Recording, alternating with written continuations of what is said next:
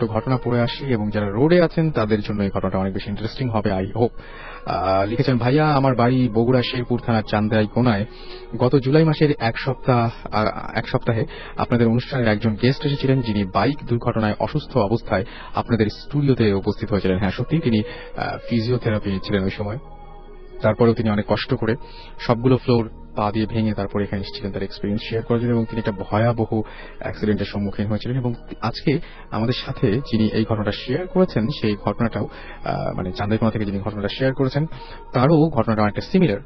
So এখানে তিনি লিখছেন যে উনি নওগাঁ থেকে ঢাকায় আসার পথে যে জায়গায় তার বাইকের পিছনে তিনি একটা শ্যাডো অনুভব করেছিলেন, আসলে শ্যাডো না ঠিক, তিনি বাইক চালিয়ে লং রুটে আসছিলেন ঢাকায় একটা ফ্রেন্ডের বিয়ে অ্যাটেন্ড করার জন্য, এবং সেই মুহূর্তে তার মনে হচ্ছিল বারবার করে যে বাইকে তার পেছনে ঠিক পেছনেই কেউ বসে আছে, এবং প্রচন্ড অস্বস্তি লাগছিল। একসময় তিনি একটা বাসকে ওভারটেক করেন এবং সেইখানে বাসটাকে ওভারটেক করে বাসের সামনে যান যাতে আলোটা এসে তার পিঠে পড়ে, এরকম একটা ঘটনা ঘটেছিল। তো যাই হোক, তিনি বলছেন যে এখন যিনি আমাদের ইমেলটা করেছেন তিনি বলছেন যে উনি নওগাঁ থেকে ঢাকায় আসার পথে যে জায়গায় তার বাইকের পেছনে একটা কোনো কিছুটা অনুভব করেছিলেন, সেই জায়গার নাম শেরুয়া বটতলা। মানে উনি একদম নির্দ্বিধায় এটা বলে ফেলেছেন। আমি জানি না যে তার সাথে একটু আরেকবার তার সাথে কথা বলতে পারলে ভালো হতো, বাট তিনি বলছেন যখন আমরা শুনি যে কি আছে ব্যাপারটা। আচ্ছা, এবং তিনি বলছেন সেই জায়গায় একটা সাইনবোর্ড আছে যার শিরোনামে লেখা আছে, এখানে জীবন দিয়েছে যারা। আর এর নিচেই এই জায়গায় বিভিন্নভাবে মারা গেছে যারা তাদের নাম লেখা আছে। এই শেরুয়া বটতলায় নাকি একসময় বিশাল বটগাছ ছিল, এবং এই বটগাছের নিকট নাকি একটা মাজারের মতো কবর ছিল, কিন্তু বিশ্বরোড সম্প্রসারণের সময় বটগাছটা কেটে ফেলা হয় এবং কবরের উপর দিয়ে রাস্তা তৈরি হয়। খোঁজ খবর নিয়ে জানা যায় ওই বটগাছের নাম অনুসারেই সেই জায়গার নামকরণ করা হয় শেরুয়া বটতলা। এই জায়গাটিতে যত ভালো করে এই রাস্তা তৈরি করা হতো না কেন, তা বেশি দিন টিকত না এবং বড় বড় গর্ত হয়ে থাকত। এমনও শোনা যায় যে রাস্তা সারানোর জন্য ওই এলাকায় বড় বড় ক্ষমতাবানরাও নাকি নানা রকমের স্বপ্ন দেখতে পেতেন।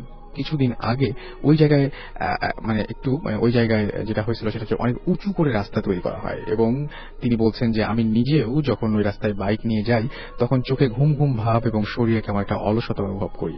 যে ভাইয়াটা আপনাদের স্টুডিওতে এই ঘটনাটা বর্ণনা করেছিলেন, ঠিক একই ঘটনা আমার বন্ধুর সাথেও হয় গত বছর, কিন্তু সে অনুভব করে যে তার পেছনে কেউ আছে, এবং সে একটা কাছাকাছি ওই হাইওয়ের একটা রেস্টুরেন্টে ঘোঘা বটতলা নামক একটা জায়গা আছে বেশ ফাঁকা, সেখানে সে দেখতে পায় একজন বৃদ্ধ রাস্তা পার হচ্ছে, কিন্তু ব্রেক করলে দেখা যায় যে রাস্তায় কেউ নেই। এভাবে বেশ কয়েকটি রাউন্ড পার হবার পর শেষ পর্যন্ত সে বাইক সহ খালে গিয়ে পড়ে। ঠিক একই জায়গায় এই বছর মার্চ মাসে তিনি বলছেন যে আমার আরেক বন্ধু সহ সিএনজি নিয়ে বাড়ি ফিরছিলাম, হঠাৎ করে কোথায় থেকে যেন প্রচন্ড কুয়াশা এসে পড়ে সিএনজির সামনে। এক হাত দূরে কি আছে সিএনজি লাইট জ্বালানো থাকলেও তা দেখা যাচ্ছিল না, এমনকি রাস্তা যে বড় বড় গাড়ি চলছে তাদের আলো দেখা যাচ্ছিল না।